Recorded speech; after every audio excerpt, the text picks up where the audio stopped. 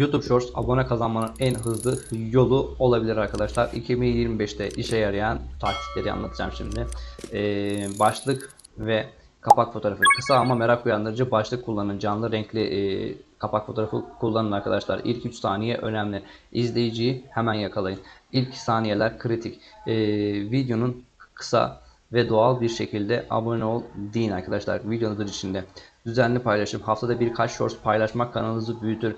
İzlenme süresi ve tekrar videolar 15 saniye ile 30 saniye arasında olsun. İzleyiciyi tekrar izlemeye teşvik edin arkadaşlar. Trendleri takip edin mutlaka. Viral sesler ve konular daha fazla abone çekmenizi sağlar arkadaşlar. Yorum ve etkileşim, izleyiciye sorular sormak, yorum yapmalarını teşvik edin arkadaşlar. Bu taktikleri uygularsanız Shorts'tan abone kazanmanız çok daha kolay olacak arkadaşlar.